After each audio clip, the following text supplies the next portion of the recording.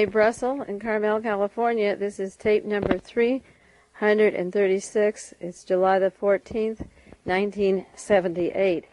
There are two books coming out that I'm sure most of you listeners will want to get. I'm looking forward to them. I think one is out right now. It's called The Russian Fascists, Tragedy and Farce in Exile, 1925 to 1945. It's written by John J. Stephen, described as the amazing untold story of a Russian emigre movement to take control of the Soviet Union and put it under the swastika. It's published by Harper and Row.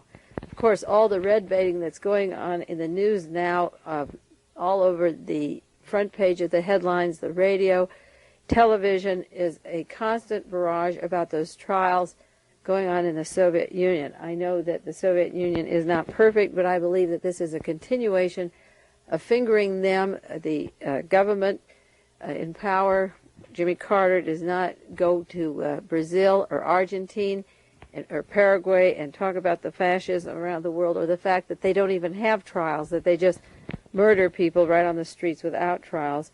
I think that this is part of the Cold War, the excuse to break the SALT agreement and to continue the fascists who eventually do want to put the Russians under the swastika, and the excuse for antagonism is these particular trials. We can't even manage our own trials in the United States, and yet we interfere with their trials, and I think it's just a good chance for Mr. Solzhenitsyn and Brzezinski and the white Russian Tsarist Nazis to continue their propaganda over this particular point. It could be that the selected people were set up, particularly with the Los Angeles Times reporter, knowing that they'd be caught so that they could create this scare and talk about these trials and turn the world against the Soviet Union. I have no sympathy for this anti-Russian talk now, and even the Jews that are leading this and talking about the Jews being persecuted in the Soviet Union. They never mentioned what the Soviet Union did to protect the lives of Jews, and during World War II, the losses that they sustained in stopping Adolf Hitler. I think the Jewish people are foolish to continue this talk and make an issue of it over and over again, and not look around the world to where the Nazis are really stationed and what they're doing in terms of human rights all over the world. Another book that will be out in November, it's not out yet, it's called Who Financed Hitler by James Poole and Suzanne Poole. It'll be out in November. It'll be $9.95. I got information of this from a listener who subscribes to the tapes. It was described in Publishers Weekly as a book to look forward to. It says the sensational documented book reveals for the first time where the Nazi Party got its money from 1919 to 1933. You see, that's at the time of the Russian Revolution and the end of the Versailles Treaty, when the war was over, the signing of the Versailles Treaty. Hitler was carefully selected as the front man, and the money men used him as a bulwark against, in quotes, communism, but this was the birth of what we now know as fascism. This book on who financed Hitler goes into the Russian emigre community, and I'm sure there'll be an overlap here to the book The Russian Fascists. It talks about that emigre community in Britain and the United States. This book goes into why the Duke of Windsor abdicated. That was Edward VIII, and it has to do with his strong Nazi connections and his Nazi sympathies. And it also goes into several other people that are important to the assassination work. One, of course, is the American car maker Henry Ford, and the other is Mr. Deterting, who worked with Queen Juliana and Dutch oil. This is an interesting book, Who Financed Hitler. We'll look for it in November of 1978. The Russian Fascists are out now. The Washington Post has an article titled Intelligence Data Declines, the Secret Service Reports. It's the gist of this particular article, dated July 5th, 1978, is that the Secret Service has not enough agents to protect the presidents of the United States and other public figures, and that their work will be seriously impaired, that certain cities are dangerous for Jimmy Carter, and that they've advised him not to go to those cities. They haven't named the cities, but they say they need more agents. This reminds me when John Kennedy was assassinated, how the Secret Service went to the Protective Division where certain persons who are dangerous to the life of the president or threaten him are listed. And Mr. Lawson testified he was there 10 minutes and then left. And that's all the information they gave him was 10 minutes worth before they sent the President of the United States to Dallas. We don't know if this Secret Service report is a warning or a sounding board, but what they're saying is if the President is killed, we didn't have enough people to protect him. So just sit on it and we'll wait and see if Jimmy Carter does get assassinated up near election time, and then they can come back and say, see, I told you so, we didn't have enough men. There's a name in the news this past week in the San Francisco Chronicle. I don't know how far it'll get north, south, and east, and I want to bring it up to you because it's an important name, and I have mentioned him on earlier shows on Dialogue Conspiracy. That's David R. Toschi, T-O-S-C-H-I. He was working for the Homicide Department in San Francisco. He's been transferred to another department for a while because there were revelations that he was sending information about himself to a man in the newspaper who was writing about him and kind of making him a celebrity because of his investigation of the Zodiac killings in the state of California. David Toschi has also become a suspect that he authored the recent Zodiac letter, which was sent to the San Francisco Chronicle in last April. He acted very indignant about the fact that he could have even be a suspect in writing it, but he admitted that he sent letters to a man named Armistead Maupin, who writes Tales of the City, a column in the San Francisco Chronicle, describing himself and making himself a celebrity by, in quotes, by virtue of his association with the Zodiac. He works under Chief Charles Gaines, and I believe that Charles Gaines should be investigated. He was the chief of police in Oakland at the time of the Huey Newton arrest and the Eldridge Cleaver arrest, the San Quentin 6 trials. He's part of the FBI counterintelligence program and the CIA Army Operation Chaos. Chief of Police Gaines left Oakland in the heat of these bloody battles and long trials, these racist trials, and chasing and killing black people in Oakland, political activists, and he disappeared for 2 years. It'd be interesting to do some investigative work on where he was. Then he came back to San Francisco, and then we began the racist zebra killings, and culminating then in the kidnapping of Patty Hearst. This is an operation of counterintelligence, and also I feel closely linked to the Zodiac kidnappings that took place several years ago. Well, Mr. Toschi's been removed from his office. He claimed that the reason he sent these letters about himself to the columnist was that it made his family happy. He said it didn't do any harm. I sent 3 or 4 notes. It was fun for me, and it made me a hero, and it made my family happy. It was sort of fan mail I wrote to myself, and it was harmless. The point is that the letters weren't harmless because what we have are superstars making fame over bloody massacres in the United States of America. We have people like Melvin Belli and Leland Jaworski and Mr. Bugliosi, F. Lee Bailey, Percy Foreman, that are the showpiece orchestrated attorneys for the Defense Industry Security Command, and they are notorious cover-ups. They never go into the hard evidence of these cases, make the lecture circuit, draw big fees, and seem to be selected for the counterintelligence violence that's taking place in the United States. The last letter of the Zodiac Killer that was sent to San Francisco was examined by Sherwood Morrill, a retired documents expert from the State Bureau of Criminal Identification, who said, yes, the letter was the Zodiac Killer's, but on the other hand, a new investigation took place by Robert Prouty, who said the letter was not written by the Zodiac, and there are a lot of discrepancies in it, and they even suspected David R. Toschi of writing this last one himself. I called Mr. Toschi in July 19th, 1976. I gave him the name of a man who is a suspect, I've heard his name several times from various people as being behind the Zodiac killings. He said to me that we've had that name for 5 years, but I asked him, did you clear the name? And he said, no, it's not clear. And I said, if you had it and didn't do anything about it, you are either covering up or you are part of the conspiracy if you haven't cleared this. And he said, no, we didn't clear him. He has never been arrested or cleared. The Zodiac Killer had done murders in 1968, one at Mount Herman near Vallejo, a student, one July the 4th, 1969 at Lake Herman, a 22-year-old waitress, September 27, 1969 at Lake Beressa Park near Vallejo, and October the 12th, 1969 in Vallejo, again, another student. The Zodiac Killer had also done some killings down in Riverside and has spread terror around the state. Now, the reason I think this letter surfaced at this time to the San Francisco Chronicle is that this counterintelligence violence of the Pentagon and the defense and the CIA and FBI is always synchronized with our elections. Ebel Younger is running for governor of the state.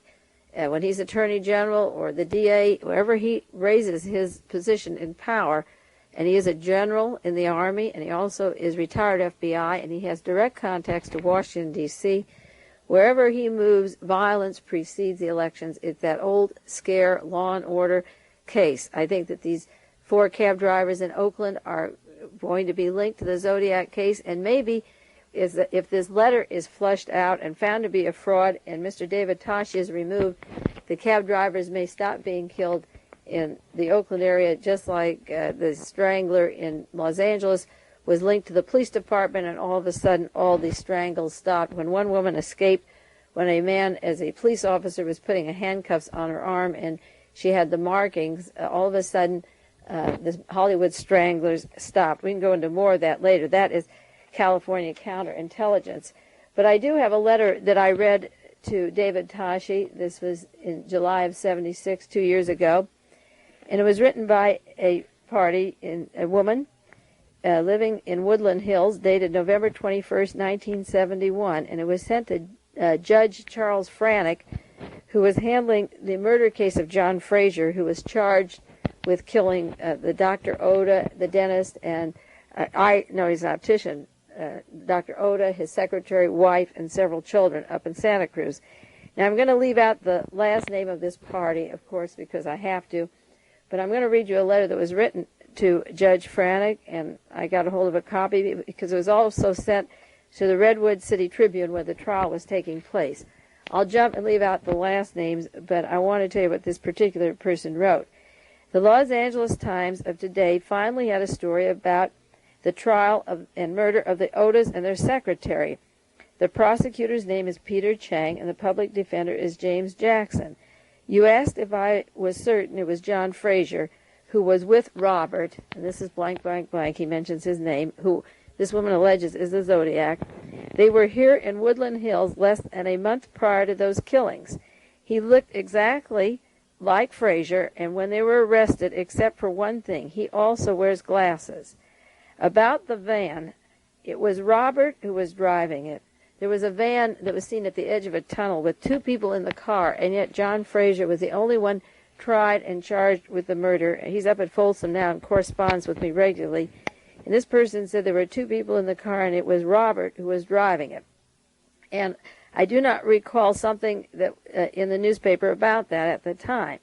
I have some reason to believe that Robert was driving north just last Thursday. So if you're observant, you will see him snickering in the courtroom, who's in Redwood City, to see how his murders are done and taken care of.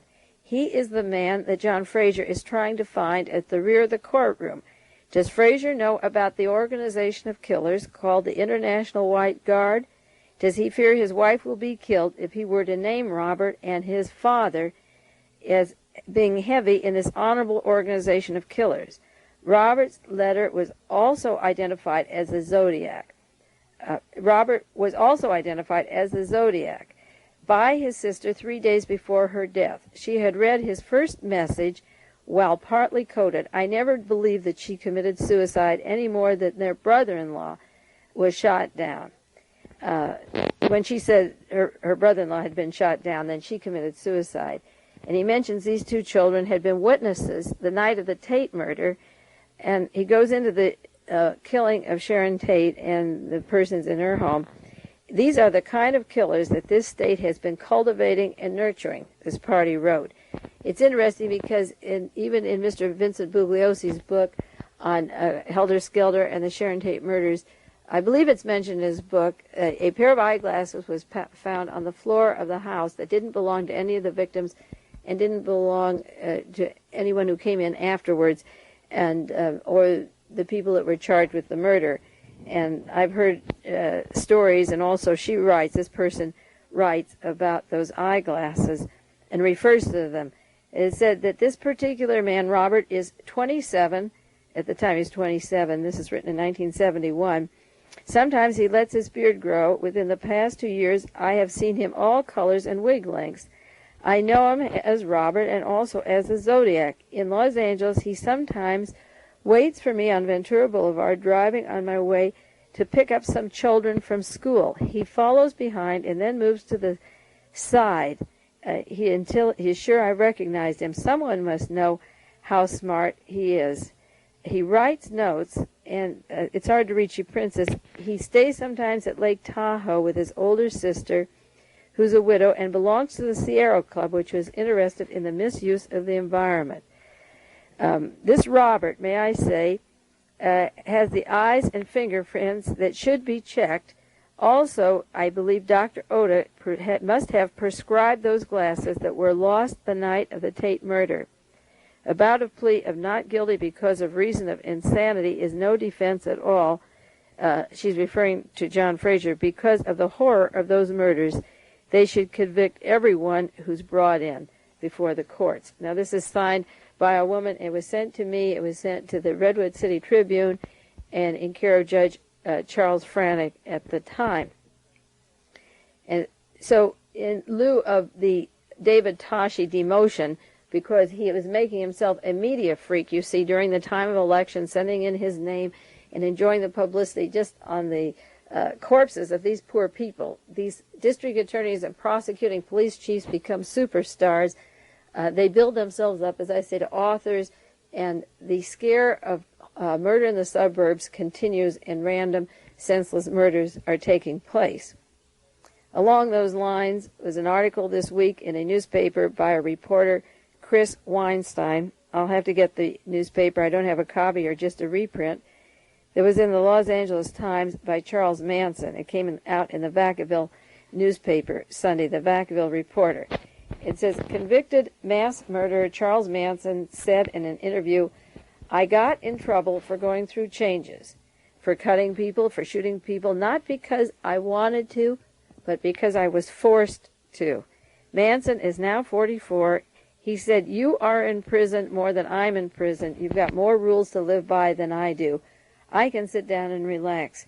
Can you? And he talks about his lifestyle, and he seems to be relaxed in the environment that he's living in, and he claims that he was serving a life conviction for masterminding the Los Angeles multiple slayings in 1969, where all these 7 people were murdered, but he says, I was forced to do those murders. Now, Manson had swastikas on his forehead. The Manson family are neo-Nazis. They were looking to a race war with great relish, a black and white war in the United States, and he could be used with the massive LSD and the mind control. And, of course, I have said many, many times that the Manson family story, the links to the military and counterintelligence and the CIA Operation Chaos have never been broken open, but hopefully maybe they will. We'll continue our rolling obituary. A pilot died this week by the name of Claude Etherly. He's the man who flew the plane over Hiroshima and Nagasaki in 1945. He was buried. He had a very pitiful life. He felt very badly about what happened. He had periods of insanity.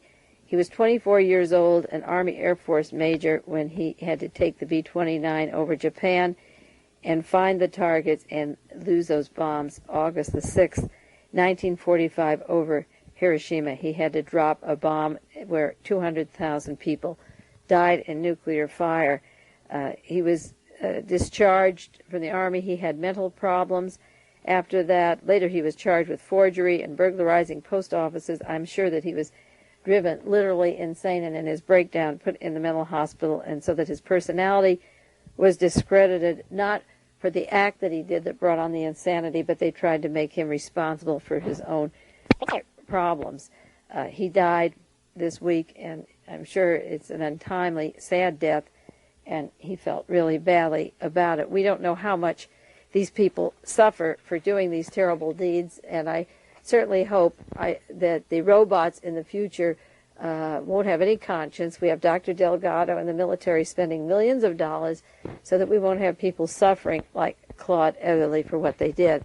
That's why the Army is perfecting these robots, so that we can eliminate the one thing that distinguishes us from animals, and that, or one of the few things, and that's conscience. I received a telephone call this week from a very fine lady who takes the tapes, and I like people to write to me and telephone. You don't have to be bashful if you have any questions. There was something that bothered her in the tape that I did about Adolf Hitler, and that was Adolf Hitler's age. And she brought up the subject that he's quite old. He was born in 1889, that he'd be 88 now, and it seems that he would just be too old to be effectual, and that this didn't prove that Hitler was alive or not alive, but what could he do at age 88? That kind of bothered her, and it didn't seem possible he could live that long. And at the time she called, I was just going through my weekly pile of newspapers that I let accumulate during the week, and I had spent 2 or 3 hours in the morning reading them when she called. So I thought, well, I'll just cut out from the obituary page what age are people dying, and how many old people are around that would have been around when Adolf Hitler was here. And it was really an eye-opener, because I got a good view of history by just reading the obituary page, and the deaths that I'm going to cite for you that I covered were just in a time span of one afternoon and evening this week, reading the newspapers. And I want to share some of these deaths with you because I think they're really important, and I'm glad that she called so I could pick them up. I'm sure I would have picked up some of them, but not all of them. So on the remaining side of this tape and the next tape, I want to talk about longevity and who's dying and what they did and how important they are to the total picture of what's going on. I went to my book of lists, which is always valuable at first, and there was a page there on the 20 achievers and at advanced age. Grandma Moses was painting at 100. Bertrand Russell was active in international peace at age 94. George Bernard Shaw wrote a play, Far-Fetched Fables, at 93. Iman de Valera was the president of Ireland at 91. Adolf Zucker was president, chairman of Paramount Pictures at 91. Pablo Picasso was producing drawings and engravings at age 90. Mary Baker Eddy was directing the Christian Science Church at age 89. Arthur Rubinstein gave one of his greatest recitals at Carnegie Hall at 89. Albert Schweitzer headed a hospital in Africa when he was 88. Pablo Casal had cello concerts when he was 88, and Michelangelo was planning a church, the Santa Maria degli Angeli, when he was 88, and Konrad Adenauer, a compatriot of Adolf Hitler and a brother-in-law of John J. McCloy, who was in charge of the World Bank and the reconstruction of Germany. Konrad Adenauer was Chancellor of Germany at age 88. So I'll cut off at that age to say that this doesn't prove whether Hitler's alive or not, but people can be very active at that age. Well, just in this one day's reading of the newspapers, I came across these obituaries that I thought were interesting for you. General Kurt Student died of Germany. This is from the New York Times. He died in Germany. And, of course, the lead article was, he planned Mussolini's rescue raid. Now, Kurt Student, who was 88, just died this week. He was a German commander credited with developing modern airborne tactics. He died, as I say, in West Germany. He planned for World War II the raids that were ordered by Adolf Hitler to rescue Benito Mussolini, who was in a mountaintop detention home when he was ousted from power. General Student was a career officer. He flew in World War I. In 1923, he was a Technical Services Division head of Germany's illicit air force, training secretly at bases in Russia, where he was working with Reinhard Gehlen in the rearming of Germany. At the outbreak of World War II, he directed the Luftwaffe operations, and it was the man that seized the Netherlands. He was in charge of breaking Belgium, the General Student operations that broke Belgium in the offensive westward. And he then goes on to say he got from Adolf Hitler the Knight's Cross. He headed the German paratroop divisions. He operated against British, Australian, New Zealand troops and mounted up casualties. He was mentioned inside the Third Reich by Albert Speer, and then Adolf Hitler entrusted him, as I say, to rescue Benito Mussolini. It goes on to say that after the war, he was captured in May 28, 1945. He was taken to a military court by the British and sentenced to 5 years in prison. His sentence was dropped on appeal, and he was never put in prison. In 1949, General Student was one of the men commissioned by the British and American Air Force to establish the West German Air Force, and later he went to England to study with the Royal Air Force and aviation industry. This is a man that was killing in France and Belgium, the Netherlands, American troops, a war criminal who trained as soon as the war was over in 1945 and 1949, was put in charge over in England with the Royal Air Force and the aviation industry, and that's what happens to these particular Nazis. You can see when I talk about the book, the Nazis went underground, how he was protected, a pilot of the Luftwaffe, rescuing Mussolini, and then used to form these bombing raids, and then taken to Great Britain in 1949 to continue his work and work with the British Air Force. Now, the New York Times has a long obituary, July 5th, if you want to look it up, on Kurt Student. The Monterey Herald, in contrast here, in our local paper, has a 1-inch article that says General Kurt Student, paratroop strategist, he planned the tactics in World War II in a raid in 1943 that freed Italian director Mussolini. He died at age 88, a hospital spokesman said Sunday. That's our Monterey Herald obituary, 1 sentence. The Washington Post gives 5 paragraphs to Kurt Student. The Washington Post doesn't go into the fact that he was then taken to England to train the Royal Air Force. That's why it's so important to read many newspapers to see what isn't covered across the United States.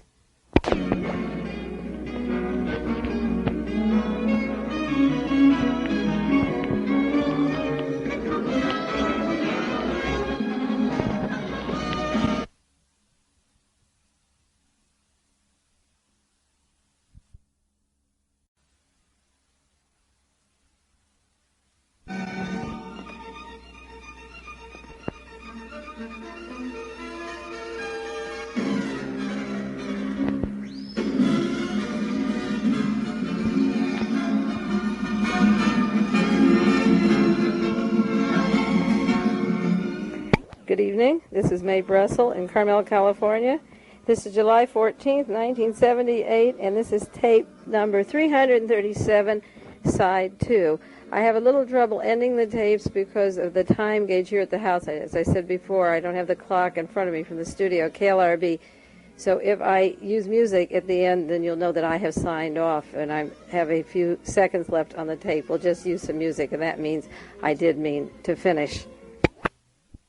Now we shall continue with the obituaries of just this last week of one particular day that I cut out the articles, and see how much is happening in the world around us of people who've had longevity, because my interest, of course, is to follow all of these people. I do read the pages of the Washington Post and New York Times carefully, because there's good biographies of people that we have no idea what they're doing when they're alive, but when they're dead, you can put a lot of pieces together. This one gentleman who died this week is 81 years old, not quite what Hitler would be, 7 years less, by the name of Ernest Breech. He was an aviation automotive official. He was one of the top executives of the country. He worked with Bendix Corporation, with TWA, and Ford Motor Company, and he, in quotes, helped rebuild Ford Motor Company after World War II. This is important because the rebuilding, the continuous importation of the Nazis in this country, and the role that the Ford Motor Company had in putting Adolf Hitler in power demands that we examine some of these particular people. Mr. Breech worked for Ford, and they said that when he worked for them, that there was a time where they had losses of $100 million a year. And at that time, then, Mr. Breech stepped down as chairman in 1960, leaving Henry Ford II at the helm. And at that time, the profits had gone to $500 million a year. I wonder if these estimates of losses of 100 million a year were going to any neo-Nazi movements, that they were losses on the board and not actual losses that that they were in the hole for, because it seemed that Mr. Beach went on to have a very successful career with Bendix Corporation. He revitalized the Ford Motor Company after the war, and then he became president and chairman of the North American Aviation Company, which was a General Motors affiliate, in 1933. You see, this is important because in 1933 is the year that Hitler just surfaced up front as the Fuhrer. Mr. Breach resigned as vice president of General Motors in 1942 to work for Bendix Aviation Corporation Company.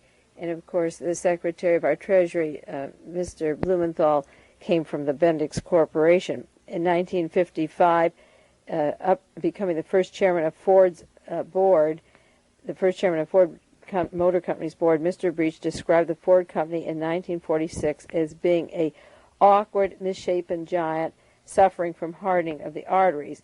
What they were suffering from in 1946 was the loss of World War II, putting all their money into Hitler, and they had to rebuild Germany and their weapon system over again, a clandestine manner, I suppose, getting ready for the World War III that we see now. And of course, then Mr. Beach worked in 1955 as an eight-man panel, member of an eight-man panel studying the, in quotes, peaceful uses of atomic energy. In 1953, he won the annual Brotherhood Award from the National Conference of Christians and Jews, given a Freedom Foundation Award, which is interesting considering his working with Mr. Ford all these years. Again, the Los Angeles Times had 2 or 3 sentences about Mr. Beach being brought in to rebuild the Ford Motor Company after World War II. And the Washington Post had just 3 or 4 sentences saying that he worked for Bendix Aviation and that the Ford Company was losing $68 million a year, and he came in, and in the Reconstruction period they did very well. This man's links to the Bendix and to the atomic energy and Ford Motor Company is interesting. He passed away. Another man who passed away this week at age 84, that would be 4 less than Adolf Hitler, is Otto Timm, described as a pioneer of U.S. aviation. He was 84. Otto Timm was one of the pioneers of aviation and the man who gave Charles A. Lindbergh his first airplane ride. He just died this week. Charles Lindbergh, of course, was ready to move into Germany when Germany invaded Poland and was a Nazi. That doesn't have anything to do with Mr. Timm's political affiliations, but it's interesting that a man who gave the first airplane to Charles Lindbergh just died this week. His first plane was in Minnesota in 1909 that he built, and he came to California in 1916 and started training Army pilots in 1916. In 1922, he worked for an aircraft factory, and that's when he met Charles Lindbergh, the young pilot. He returned to California in 1925 and started building airplanes, and in World War II, he manufactured the Navy trainers and the troop transports. Another man, 87, died this week. He'd be a year younger than Adolf. Colonel G.H. Steele, a veteran of 2 wars, retired Army Colonel Gordon Steele. He was a veteran of World War I and of World War II. In France, in the First War, he led the 2nd Infantry Division. The unit was decorated by the French government, and he was entitled to wear the braided rope on his uniform. He had decorations, the Silver Star, the Purple Heart, the Croix de Guerre. And in World War II, he served in the Army Air Force in England, France, and Belgium. Now, Hitler fought on the other side, the German side, in World War I, and then, of course, was behind World War II. Mr. Steele retired from the Army in 1946. He was a charter member of the Army-Navy Club in Arlington, Virginia. He's 87. He died this week. Then there are other people not quite so famous but fairly well known.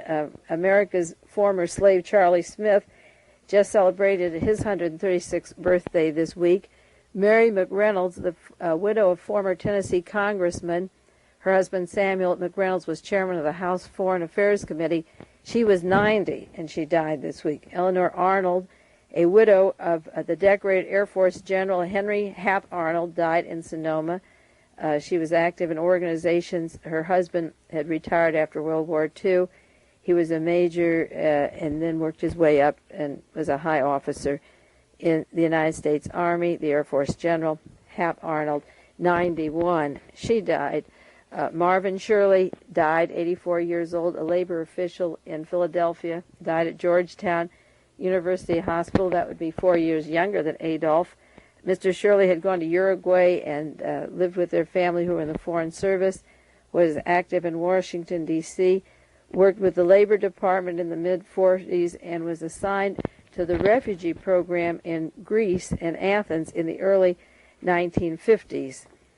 He also worked in 1958 in the Philadelphia office as a director for the AID. He worked for an assignment for the AID, which has been a CIA front in Uruguay, designing model labor relations for that country. He was 84, 4 years minus Adolf. These people have quite active lives going right back to Hitler's childhood or paralleling it, and they're just dying at this time. Louise Fry died, 86 years old, a Treasury Department employee, chief of the Loans and Currency Division before retiring in 1962, a native of Washington and one of the members of the Daughters of the American Revolution. At age 86, Nan Tolson died, 88 years old, born the same day as Adolf Hitler. This was in the Washington Post, active in thrift shops and organizations in Washington, D.C. Dr. D.T. Walton, a dentistry student at Howard University, 86 years old. He served in the Army in World War I. He was a charter member and president of the Georgia Dental Society. He died. He was just 2 years younger than what Adolf would be. Also, there was a picture in the San Francisco Chronicle of a concert this week where James Edward Miller, nicknamed Sing, was playing jazz. A picture of him July 10th, very active in San Francisco area at the Stern Grove. So 88 is quite an age to be active for some people. Harriet Davies died, age 99, described as a social worker. She died this week, and she wrote a book on sailing ships. And I was interested in her age because she's 10 years older than, died 10 years older than Adolf. But then it went on to say that she died in Austin, Texas, and that her son-in-law is Walt Whitman Rostow, special advisor to President Johnson on foreign affairs. She married Milton Davies, who established the Academy of Arts and Sciences at Columbia University in New York. Her daughter married Walt Rostow in 1947, and she made her home with them and went with them to Geneva and Switzerland and Cambridge, England, and Cambridge, Massachusetts, where Rostow was a professor at MIT, then to Washington for 8 years and lived with them while he was advisor to President Kennedy and Lyndon Johnson. And Walter Rostow is now a professor at the University of Texas, and that's where she lived. Another man was described in the news this last week who didn't pass away. He's Dr. Richard Wolff. He's 90 years old. He's a multimillionaire. He has a Wolff Fund and Foundation. He recently gave a prize to Dr. Carl Deserassi, D-J-E-R-A-S-S-I, professor of chemistry at Stanford University. Of course, I don't know the origin of Dr. Carl Deserassi or why this particular university professor was given money, but Richard Wolff was funding him. He lives in Tel Aviv and is a multimillionaire at 90 years old, a year older than Adolf, if Adolf's alive. Another man passed away this week, 99 years old, Russell Peitzer, a philanthropist, a rancher, chairman of the First National Bank in Pomona, one of the charter members, a citrus rancher down in the Pomona area, active in that area. And Oswald David Reich was only 85 years old, 3 years younger than what Hitler would be, executive vice president of Dexter Folder Company and of MGD Graphic Systems, a division of Rockwell International. He was the director of the First National Bank and Trust Company and the Rockland National Bank Company and the Empire National Bank up till his retirement in 1971, and he's survived by members of his family in McLean, Virginia. Another person, age 82, just 6 years younger than what Adolf would be, an Annapolis economist by the name of Isidore Lubin, a special advisor to President Franklin Roosevelt and Harry Truman. He had a heart attack this week. He worked with the federal government in 1918 as a statistician in the Food Administration with the War Industries Board. So he would be associated with Herbert Hoover in the ripoff of the food plan, where the money was sent to the Tsars, white Russians that wanted the swastika later in the Soviet Union. Herbert Hoover, under the guise of sending food over to Europe, was actually sending money to these Tsars that had escaped. Mr. Lubin worked for the War Industries Board. He returned to the Federal Reserve in 1933, again that important year that Hitler took over. He worked for the Bureau of Labor Statistics until 1946, and he was part of the New Deal Brain Trust during World War II and worked on the armaments plant program for Franklin Roosevelt. So you see there's a lot of people quite active in their long lives that just passed away this week. Now, mind you, these are just from this week's news that I'm sharing with you. There's Chase Gove, an ex-postal official who died this week. He's 95.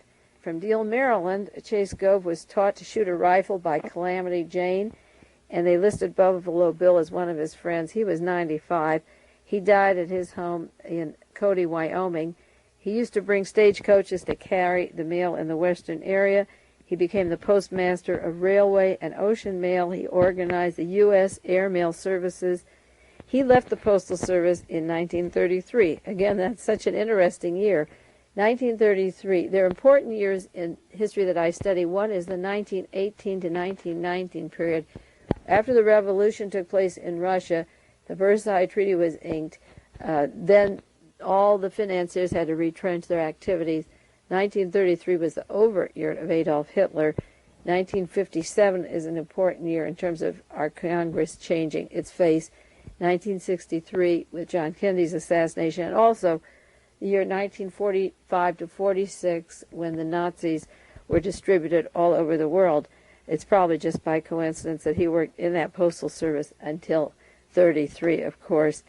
Then there's a Dr. Kelso who died this week, 85 years old, a famous archaeologist credited discovering ancient sites of Bethel where, according to the Bible, Jacob saw his ladder.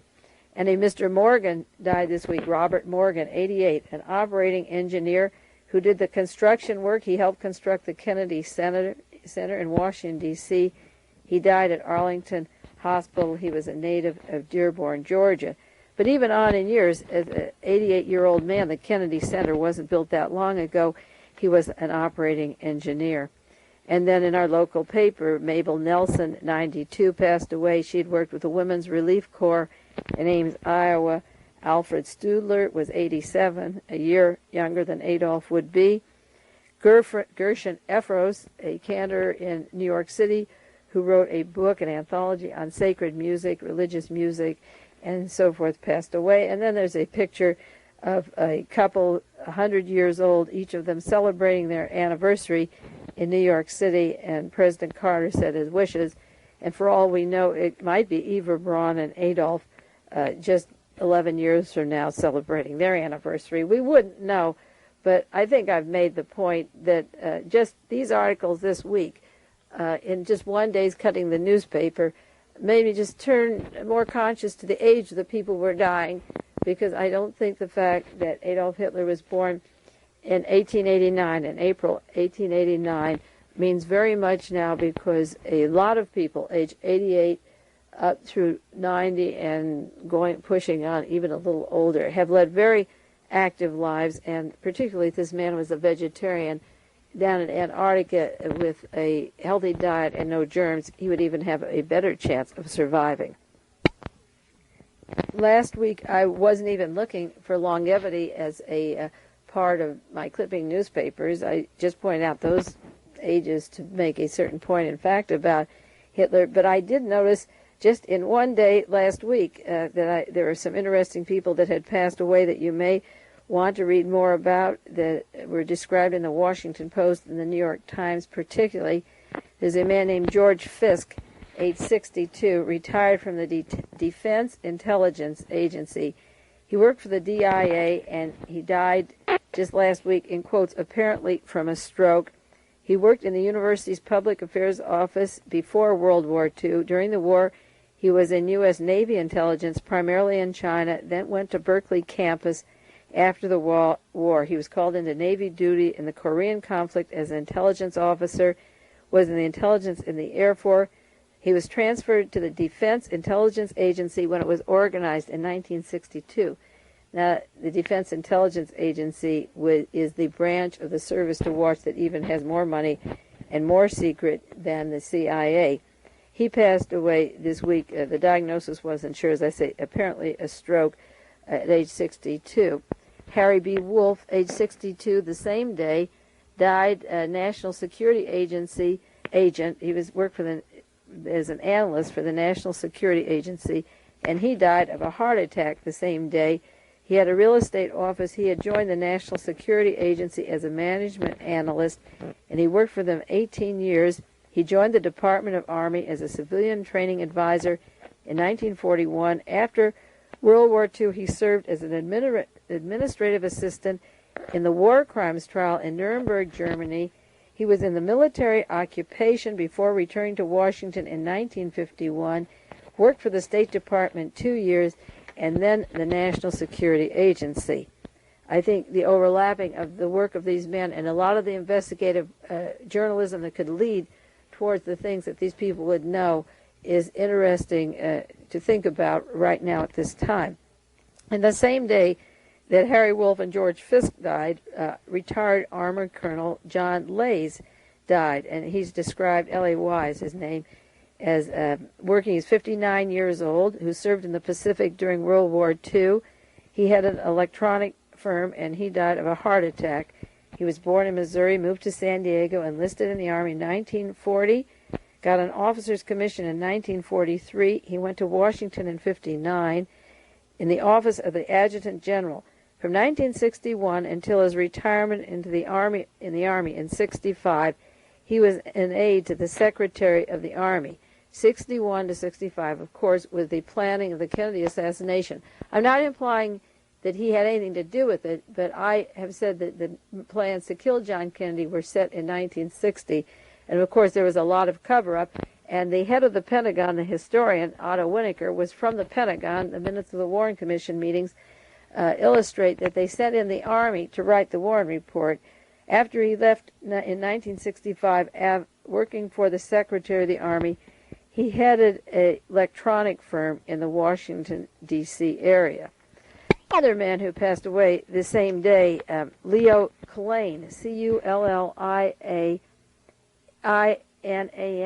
Leo Patrick Cullanane, 71 years old, a former White House correspondent, a Washington public relations man, died of a coronary thrombosis. He joined the staff of the New York Herald Tribune.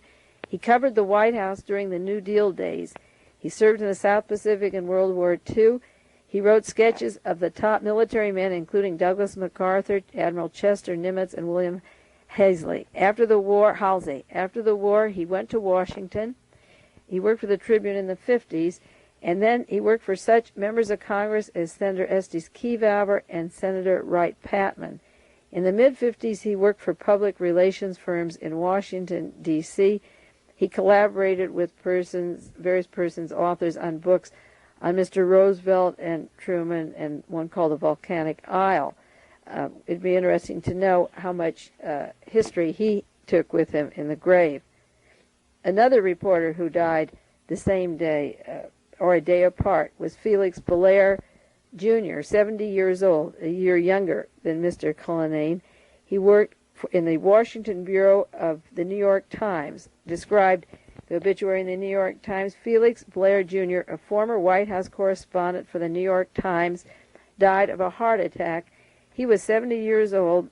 He went through his senior year at Georgetown University. He went to Georgetown and worked and covered the news for 7 presidents and every national political convention from 1936 until 1964. That is the Hitler era, after the 33 for 36, until the year after John Kennedy was killed. He covered the White House beat. He was a reporter during World War II. After World War II, he returned and worked for Time Life Incorporated, and from 53 to 55, he was news editor of the Washington Bureau. He served 3 years in Stockholm as the Scandinavian correspondent and then came back and covered the White House. That's Felix Blair Jr., 70 years old, who died of a heart attack. The Washington Post also describes some of his work of covering the presidential campaigns from 36 to 1964. The 24th was a bad day for authors and writers. In 1978, another reporter died, Cecil Holland, ex-Hill aide, reporter for the Star. Cecil Holland wrote major stories for nearly 30 years for the Washington Star. He died just about the same time that Time magazine is taking over the Washington Star. He left the Star in 1967, however, and was an administrative assistant to Senator Robert Griffin of Michigan, who had retired then in 1975. From 1940 to 1967, Mr. Holland covered all the presidential campaigns.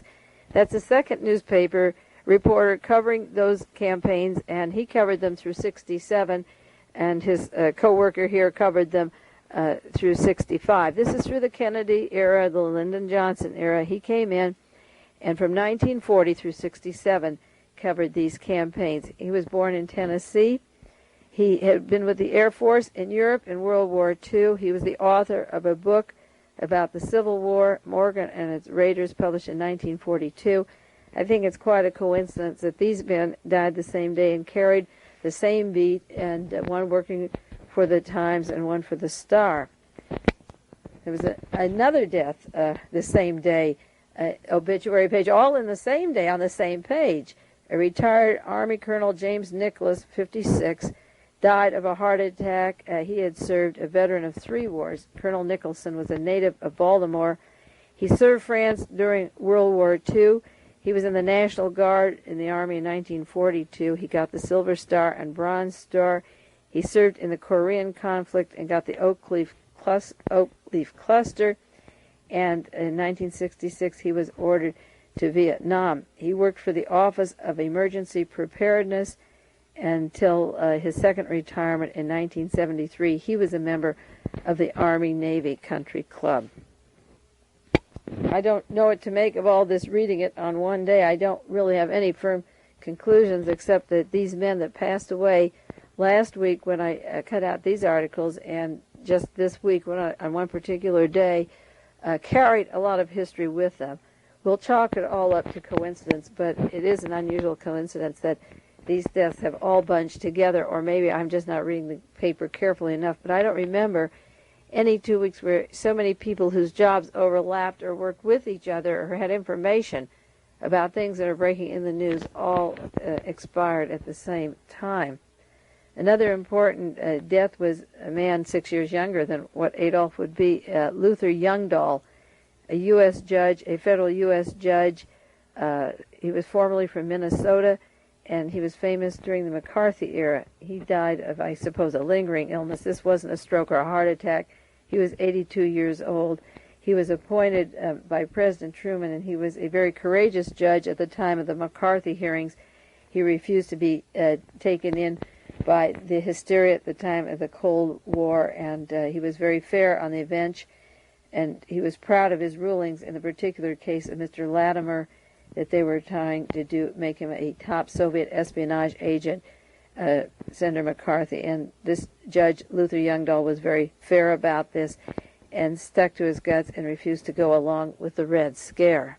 Another thing to watch in the news are national deaths and changes of governments. If you have a manila folder system, or go to the grocery store or stationery store and buy some folders, put in current deaths and changes of government, coup d'etat, because a lot of things are happening right now, and it's the sum total of what is happening, not individually, that you always have to look for. A lieutenant governor of Delhi, India, during Indira Gandhi's government died just July the 11th. He was supposed to have jumped down a well, in quotes, an apparent suicide. I think there may be some charges against Mrs. Gandhi that they're cooking up, I've read recently, and possibly he was a witness in this particular case.